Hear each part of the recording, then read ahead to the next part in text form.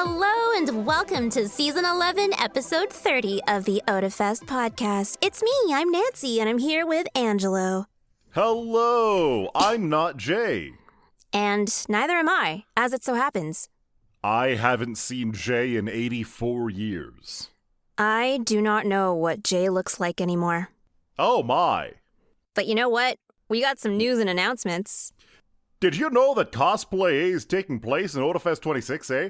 That's right, eh? The Canadian Cosplay Championship. Winter Otafest advanced to Montreal Comic-Con in July 26. Compete and become Canada's cosplay champion. Sounds like a good time to me there, bud. First place will get to take a rip on over to Montreal on us there, eh, bud? Details at otafest.com/cosplay. Otafest and Visual K Dreamer are excited to announce that Miura I'm featuring Miko will be rocking our stage for Otafest Amplified from May 15th to the 17th. Miura is the voice of the fabulous fifth-born Asmodeus in the Otome video game and anime series Obey Me, and recently reprised his role in its latest installment, Obey Me Nightbringer. Miura also sang Obey Me's open themes, Sinful Indulgence, Celestial Ray, and Loveless, and the Nightbringer opening as a member of the Obey Me Boys. Miko is the guitarist of Exist Trace, an all-female Visual K band known for their activity both in Japan and overseas. And together, their collaboration promises a dynamic and unforgettable stage experience. To get to know them more, you can check them out at Instagram.com/AYME_official, Instagram.com/Miko_existtrace, on X, as well as on YouTube. And welcome, Alejandro Saab, to Otafest 2026. Woo! Alejandro Saab is a professional voice actor as well as a content creator known as either KG Films or Sayu VTuber, and from time to time will sing song covers under the name We Be. He's best known for voicing characters such as Cyno from Genshin Impact, Leon in Pokemon Journeys, Yuri in Fire Emblem Three Houses, Kaigaku in Demon Slayer, Kensuke Aida in Evangelion, Lark Burke in Rising of the Shield Hero, Treble in One Piece, Tsukauchi in My Hero Academia, and many others. Alejandro also primarily posts content online as VTuber known as Sayu. He's amassed an audience on TikTok of 600,000 plus, 100,000 plus on Twitch, and more on YouTube. Check out his work at Sayu VTuber on Instagram. Wow! Yeah! Oh my god! It's finally happening. We have worked so hard to get Alejandro Saab to Otafest. It was supposed to happen last year, and unfortunately it couldn't. Although we did get to meet Jonas Scott because of it. And Jonah, absolutely fantastic guy. It was wonderful to meet him. But I'm excited to meet Alejandro. So cool. So freaking cool. Finally. I can't wait. Yeah. Oh also, my god. I'm so excited that we're getting Visual K performers again because they really know how to put on a good show. They really do. I haven't heard of Miura I'm before, but having looked them up, I'm kind of excited. They look super cool, and I mean, they got a hell of a resume right there. Goddamn. I went to the YouTube channel and I was like, every single one of these thumbnails looks like a vibe. I need this. Yeah. I'm gonna go play through their Discog like later tonight when I'm cram studying. Nice. This is also one of the few times where they're a voice actor and I've actually listened to one of their roles. I do remember watching Obey Me. I didn't watch it all the way, but I do remember it. I always feel bad because I'm talking about our voice actors and I'm a sub watcher. I am too, but it's not because I don't like English dubs. Obviously, because I do English dubbing. That's not the point. The point is that when I watch anime in Japanese, I can just turn that part of my brain off. I don't have to be like... So Ryan and I were talking about this earlier at the last Otafest staff meeting. Basically, when you are in any field and you were exposed to works that are in those fields, you tend to turn your analysis brain on first. So as an artist, sometimes he'll look at a really good poster or a really nice piece of art and just be like, oh, I really like the composition. I like the colors. I like the gradient here. And I like the dynamic use of posing and the lines and how the eye draws itself through the composition. He could go on. But the point is that if you just want to enjoy something as a consumer, you have to turn that part of your brain off, and it's hard to do when you do it for work. So what you're saying is because you are a voice actor, you don't want to be sitting there judging the voice acting. And so if you're listening to it in a different language, that doesn't happen. Yes. And I find that I focus on different things when I listen to things in Japanese. Oh, yeah, absolutely. I absolutely use watching anime in Japanese as a vehicle of practice so that I don't fall out of practice with my Japanese language skills and my listening skills.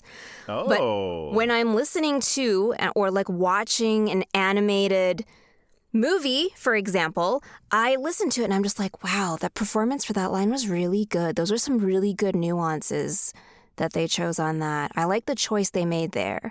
I really like that hitch in the breath, or I like this, or I like that. And I'm not even paying attention to the story anymore at that point. It's really distracting.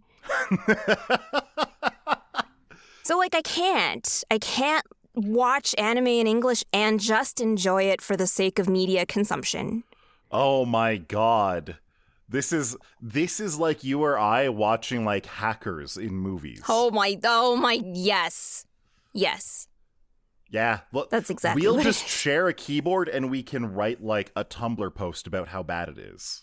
Yeah. We'll play it like a piano. That's how that works. That's how that works. I saw it on TV once. Yeah. We can totally hack faster if we do that. Yeah. I'll get a GUI going in Visual Basic to track the killer's IP. Yeah, I'm just going to open up IP config here and just see all the... No, I can't.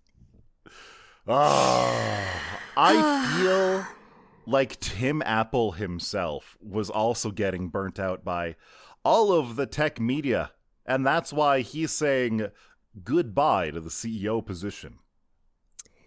Yeah. It's finally happening. Another era of Apple is finally ending, and I don't know what the next era is going to look like. I'm not certain. Quite frankly, what happened when Steve Jobs died, I kind of expected the worst for Apple. If we go back all the way to the 90s, it was a long time, Steve Jobs, one of the two Steves who made Apple in the first place, he was the business guy. The board of whatever kicked him out because they hated him for very valid reasons, but they hated him. And then Apple kind of just died. From the mid-90s all the way up to 2002, 2003, Apple was floundering. They were struggling. And they actually poached Steve Jobs back to be like, please help us, Steve Jobs. You're our only hope. And then the iPod came out, and after that, the iPhone came out, and now they're one of the most valuable companies in the world.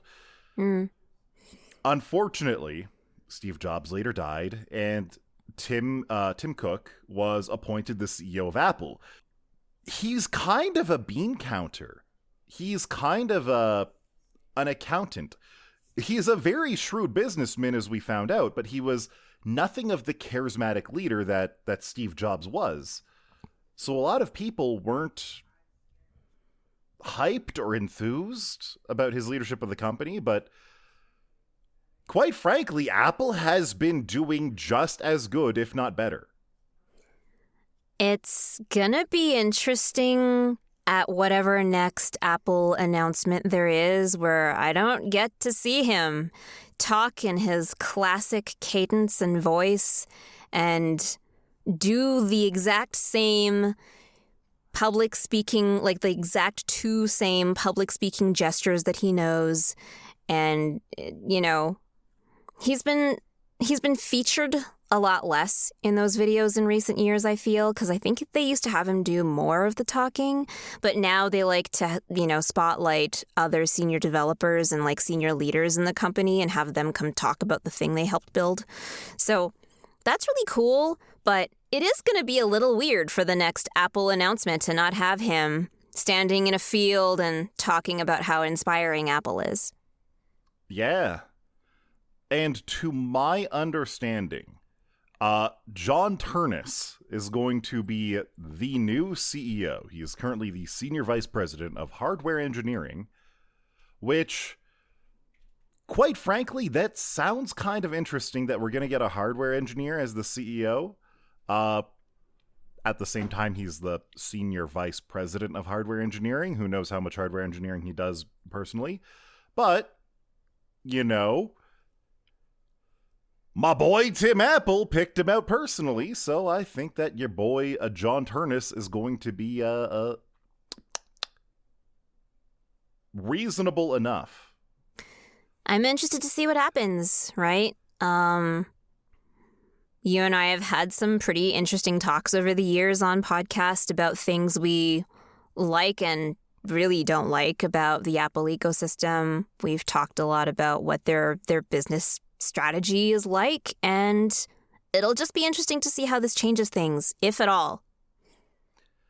Honestly, I'm really interested in it because normally I'm a really big Apple hater. I am a massive Apple hater. I refuse to allow Apple products onto my network. I'm pretty sure that if Dio brought home some Apple product, after looking at them extremely disappointedly, I would set up like a different VLAN for whatever device it was, you know? A completely different, like, it gets its own Wi-Fi network, just entirely tethered to the one device.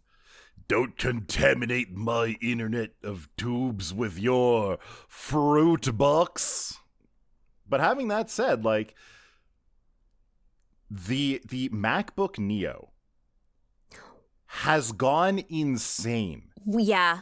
The MacBook Neo has gained so many fans overnight because it's just so affordable and is reasonably powerful for the package it comes in. It's kind of nuts. It's reasonably repairable. Like, it actually got a pretty good repairability score. From iFixit. In a world of like iPads and Surface things and everything else, which is unrepairable, disposable e-waste trash, something coming out from Apple being repairable. It's affordable. It's performant. It's good. The only bad thing that you can say about the MacBook Neo is that all it has is 2 USB-C ports. You need a dongle for more connectivity. But it is actually the one Apple device that flips Apple's usual modus operandi on its head, and I would consider it. I would consider this as a next device for my parents or like for aunts and uncles. No, I'm legitimately considering it for my mom. Because right now she has a Windows 10 laptop from 2015. It can't run a modern operating system. Good grief. I would have to put heckin' Linux on it to make it secure. Good God. No. That is not a tech support call I want to deal with. No, probably not. No. Yeah, Mom, just open up the terminal there and type sudo apt-get update and apt-get upgrade. Yeah. No. You don't want to do that to our parents. I mean, I mean, like I could. Like my dad comes from a tech background. He likes fiddling with stuff and like, hacking bits here and there. That is not the problem. I feel like if I gave him too much of a dumb box, it would stop him from doing the things that make him happy, which is just finding fun ways to hack little bits and pieces together into like a fun little workflow for himself whenever he's doing something a little more complicated. He's a bit of a hacker, that one. But is he an enjoyer of auto hotkey? Not that bad. All right. Not that bad. Auto hotkey is cool, but I haven't done anything interesting with it. Yeah.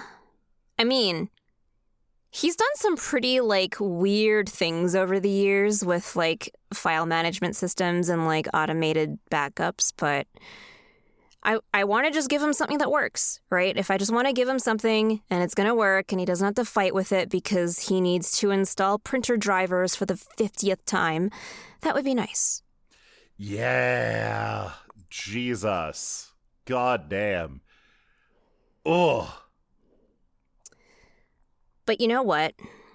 I would love to fix the thing that makes us change our clocks twice a year. And it twice a year? Kind of sounds like we might.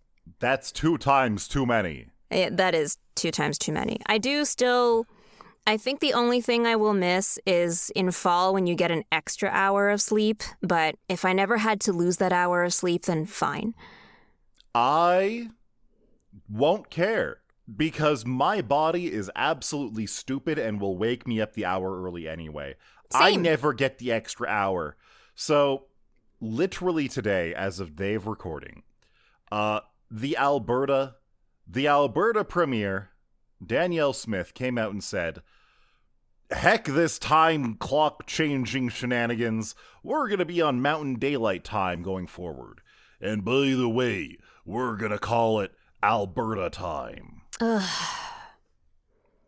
Of course. Now, quite frankly, this isn't a podcast about politics, but this is the one W that I can give this administration. Agree. It still has to go to a vote, and I believe by the time this episode airs, that vote will have either passed or failed.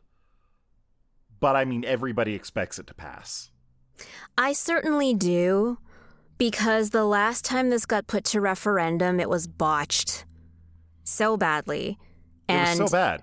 So badly. And I'm okay with just not having to do, like, basically jet lag to myself every twice a year. Yeah. Like, for real. I don't like losing an hour.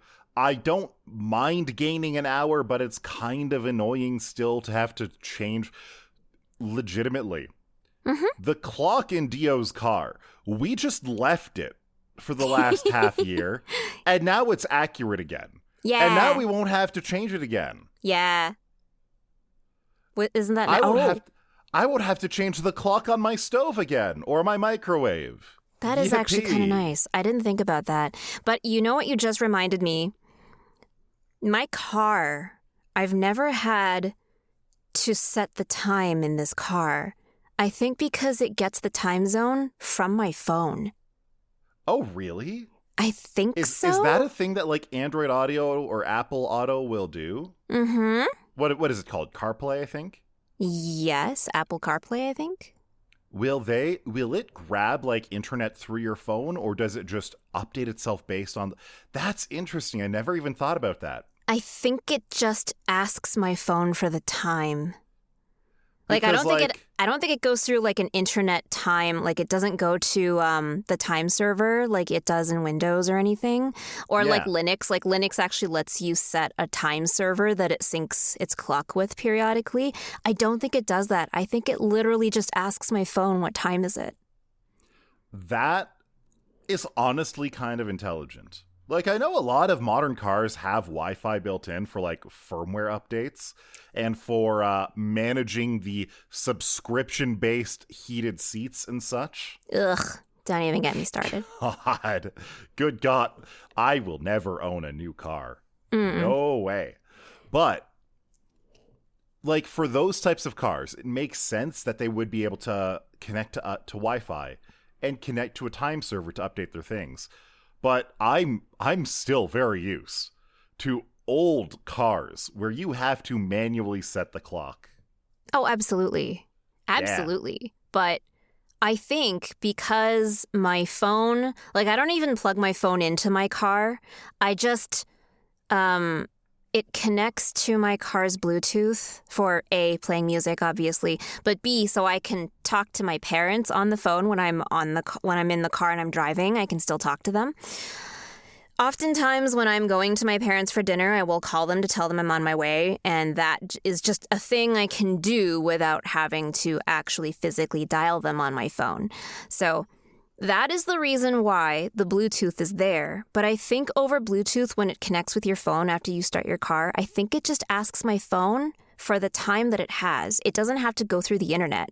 It just says, what time is it? Because I know you're a phone and I know that you sync up with your cell tower time. Yeah. That would be super interesting. Regardless, please, just pick a time and go with it. To my understanding, with this change, we are going to be basically synced up with Saskatchewan, and we are going to be an hour ahead of BC, basically permanently going forward. And that's fine to me. It's great. That's great. I'm looking forward to never having to change my clock.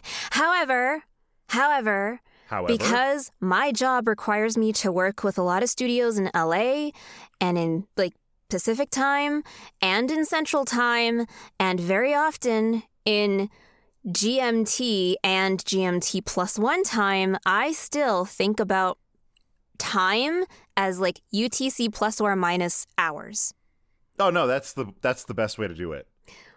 But like that is going to be an adjustment because now when it's winter here, we won't change our clock anymore, but now Pacific time, LA will be behind by 2 hours, and then we will be in Central time. Effectively, yeah. That's gonna be so weird. I'm praying that with Saskatchewan, Alberta, and BC all ditching daylight savings time, that Eastern Canada will take it a little bit more seriously. I hope so. Because both Ontario and Montreal have been like, we will do it if... Quebec is like, we will do it if Ontario and New York do it. And Ontario is like, we will do it if Montreal and New York do it. And New York is like, who the fuck are you two? Yes. Why do I have to be in this conversation? Get out of here. But it would be really nice, because I remember the last time we had this debate about what time zone to default to if we don't want to do daylight savings anymore. One of the arguments was literally that, but hockey games would start too late if we chose that time and we were off from BC for 2 hours. That was the number one biggest concern, apparently. Was that a thing? People were like, but our hockey games would start so late. And I was like, are you serious? That's what you're worried about? Really? Yes. Yes. That boggles the mind. Because you can still just have hockey games start whenever they start. And I'm pretty sure WestJet also lobbied against keeping a time zone, depending on which one, because the time zone change would be too weird to facilitate if Alberta was the only one. Yeah, but we're not the only one. We've got Saskatchewan and BC now, too. I know, right? Quite frankly, having, alternating provinces doing it or not doing it, that would be the weird way. That would be weird. At some point, you'd be 3 hours away from somebody next to you. Yeah. So weird. My only concern is for the poor innocent programmers who have to deal with time zone zones. Programming.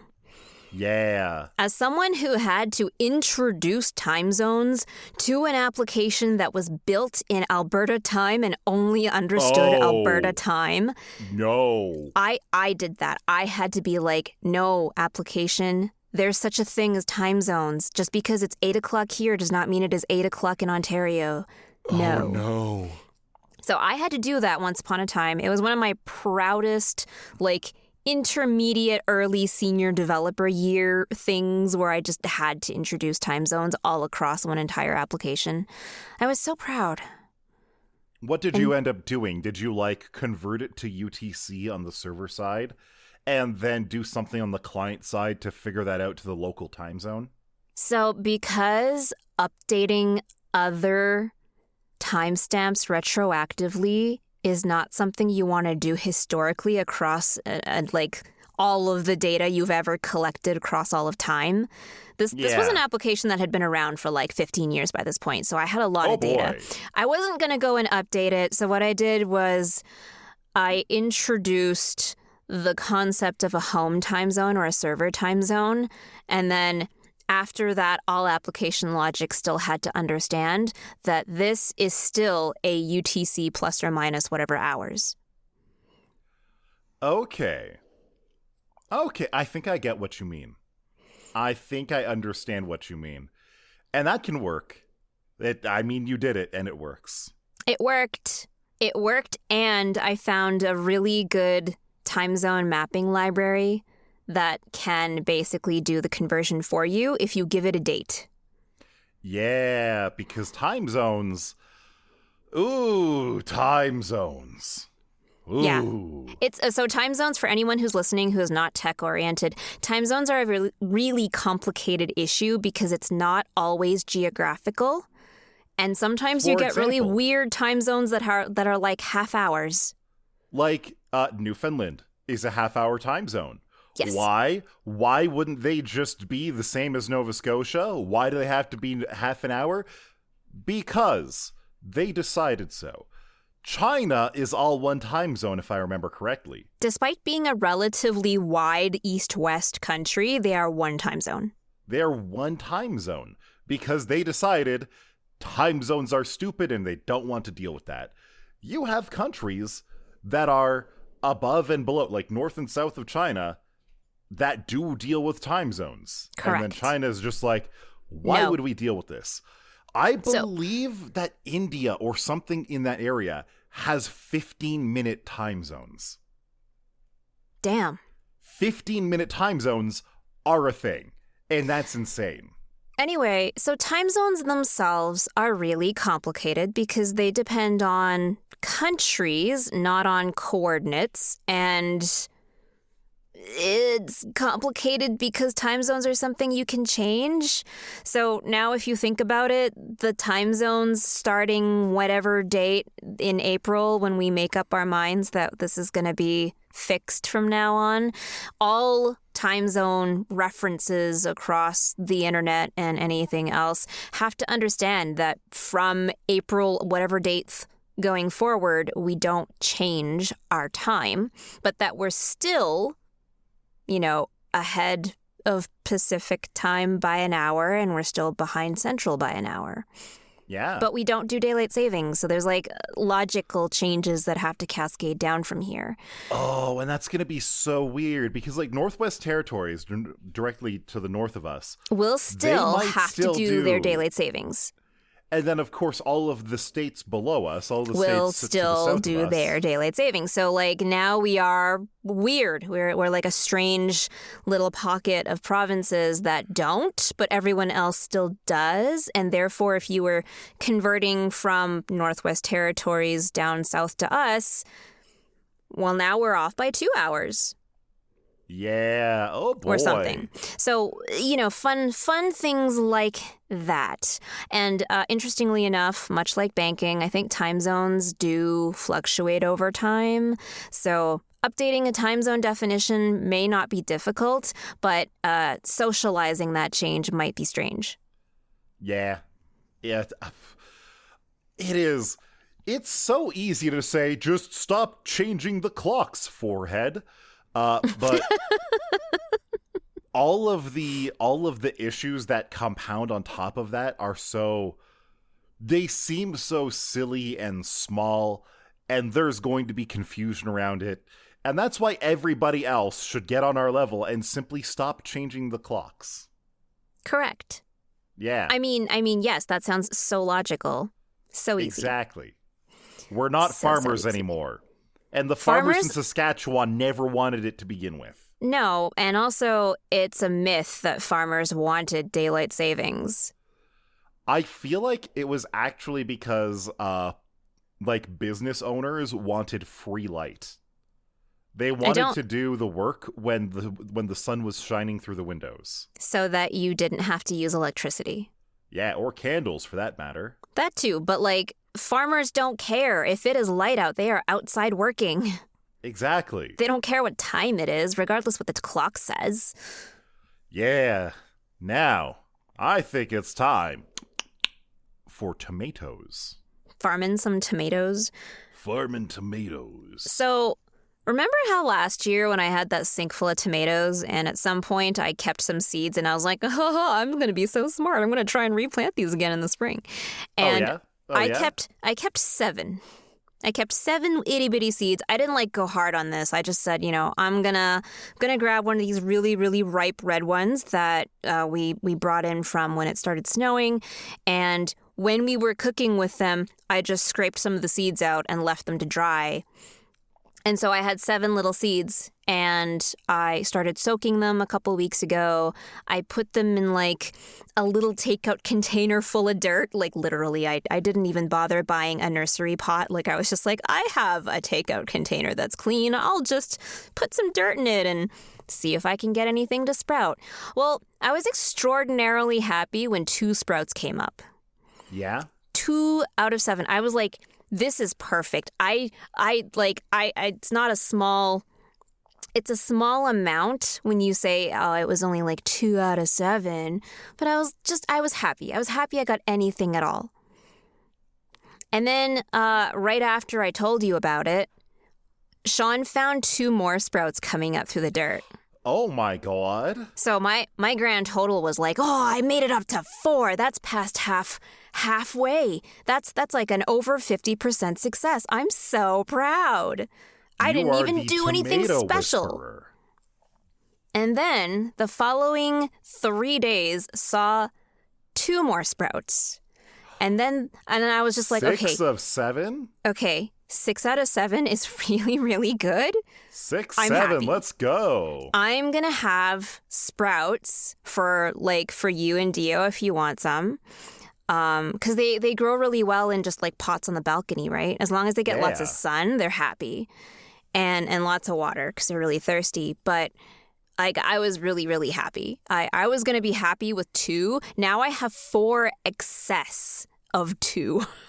Oh my God. And God. I now need to know what to do with all of these additional seedlings because they are growing and they are growing a lot every day. Every day they get taller by a whole inch and they're just sitting in my windowsill. Wow. And I'm so happy for you. And then 2 days ago, the last one came up. Let's go. Oh my God. So a now, perfect score? And now I have to relocate them because I can't have 7 seedlings inside of a little soup container. I mean, you say that. Clearly you can. Well, you can't because tomatoes have excessive root networks. So if you let them grow too close together, they'll just strangle each other out. Ah. And they're just 7 seedlings. tomatoes enter, only 1 tomato leaves. So there's 4 of them in the original little soup takeout container that I have. And now I've got another soup container that I also had. And I'm I've relocated a couple seedlings into that one. But I expect these to be huge before it's even plantable outside because I still have to wait for the last frost to go before I can put them in the ground. And wait, we have to. My God, every single time I think it's is it finally here? Is this finally the last The last cold day? No. No. No. We just had a foot of snow, like on Thursday. As far as I can tell, according to my phone, this Wednesday to next Tuesday have negative lows. There you go.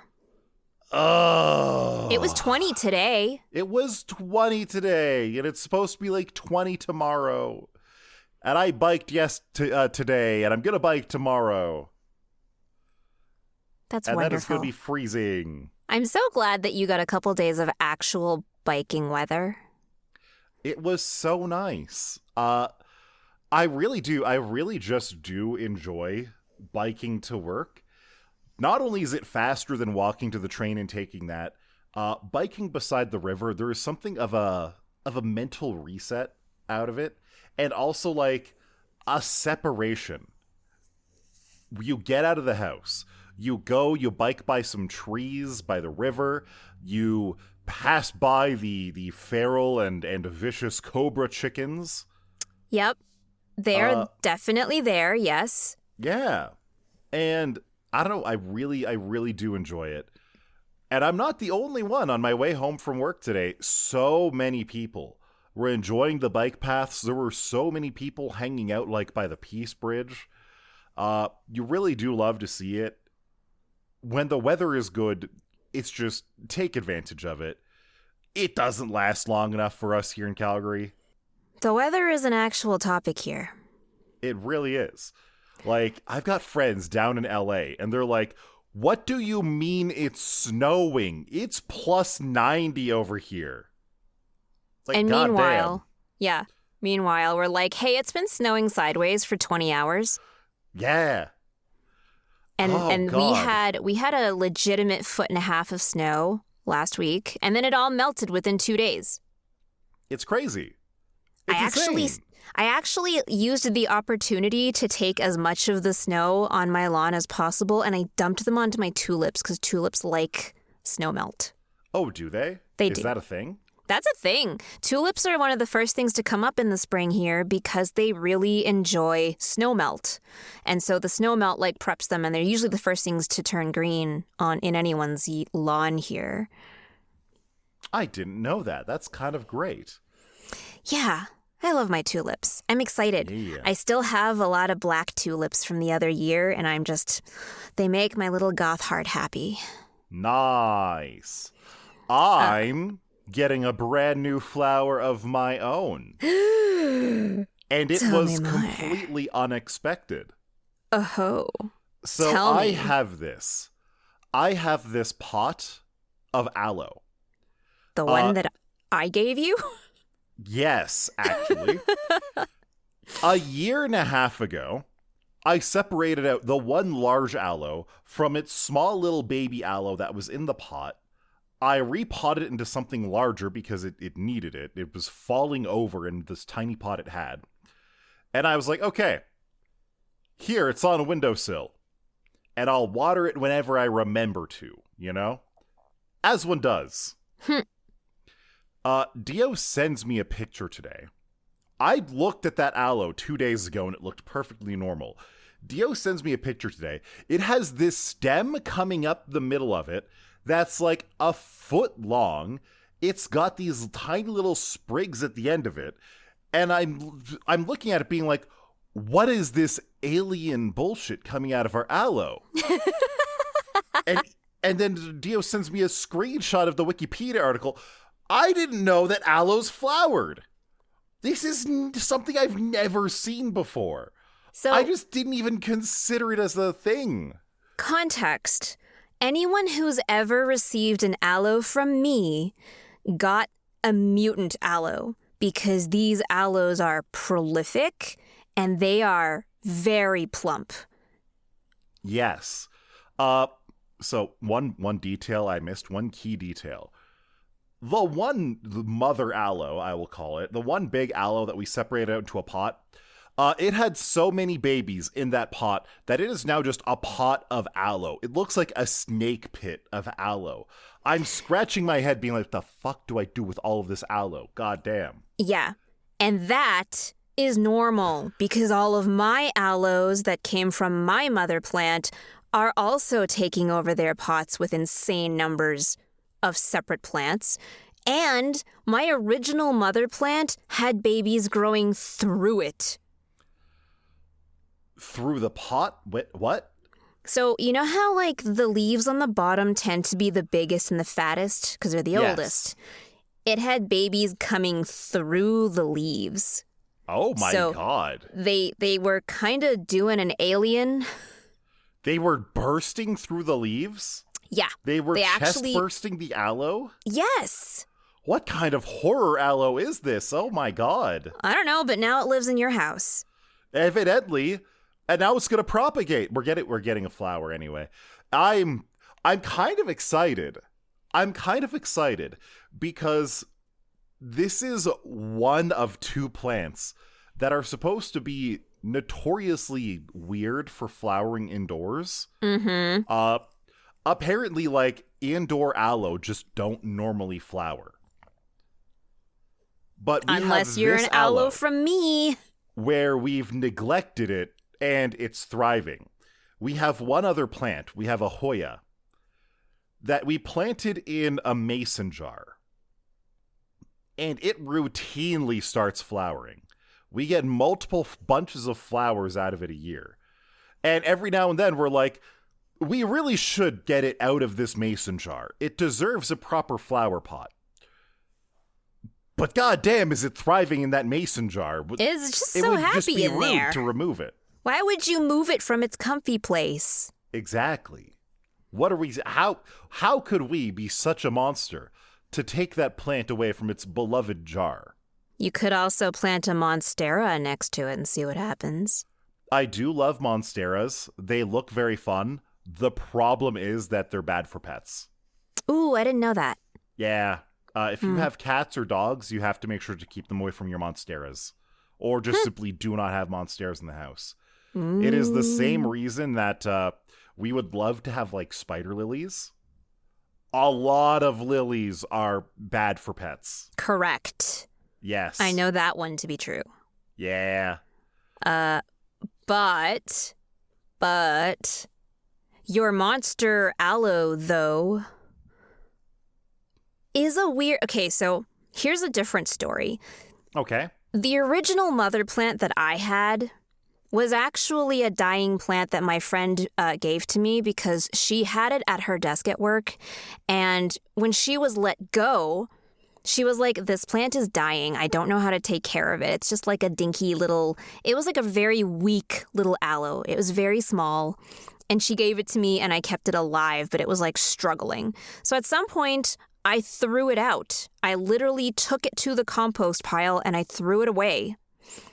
And it survived on neglect and sunshine. And then in the fall, Sean saw it poking up out of the compost pile, and we had to take it and 4 babies back inside for the rest of the winter. Ah, the thriving garbage aloe. So it turns out that in one summer of neglect, I now have mutated this aloe into a raging beast and all of the babies, because obviously they all came from the same mom, and they continue to proliferate because your story it tracks. Like, it's the same behavior I see from it at home. Yeah. Which is why I keep threatening my friends with more aloes. I'm just like, I have more. Someone please take these from me. I have too many babies. Just like we have too much spider plant and too much pothos. One of Dio's coworkers gave her a single little sprig of pothos, and now we have vines of pothos covering our windows. Yep. I love them. I actually really love that plant. It's wonderful. It makes me so happy. Can confirm, have seen it. It does indeed drape everywhere. It is the best kind of blinds. I brought home a succulent from like the garden center a couple years ago.